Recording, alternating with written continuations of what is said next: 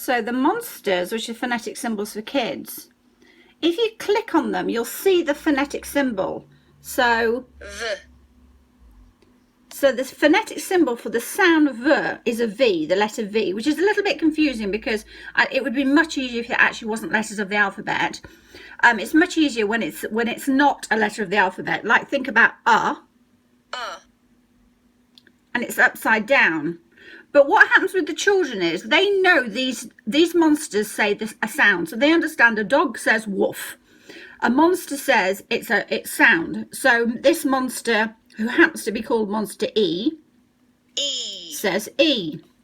This monster, who happens to be called Monster I, says I. Monster says Y. Isn't that confusing with the J? So the children understand these monsters say an English speech sound. They've all got their own English speech sound. So we can follow the monster sounds to say the words. So if the monsters were together, like in, I don't know,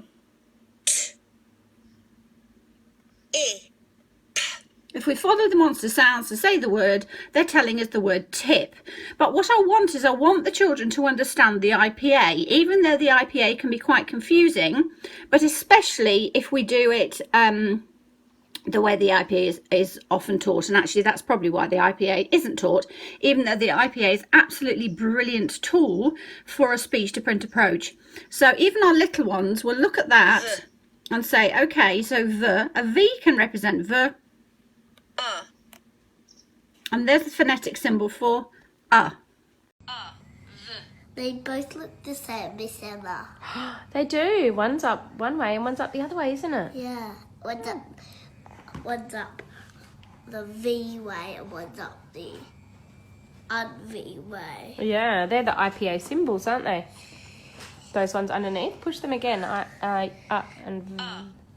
Yeah, they're the IPA symbols. And the monsters are IPA symbols for kids. Because we're taking a speech to print approach, she's going to constantly think about the sounds. So this monster represents the sound What are the pictures for that sound? It depends on the word. The representations for are going to be different depending on the word, and that's when we look at the speech sound wall and the clouds.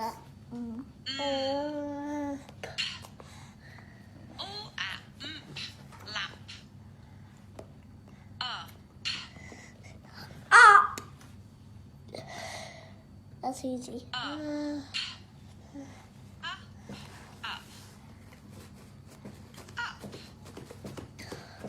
Keepy yuppie.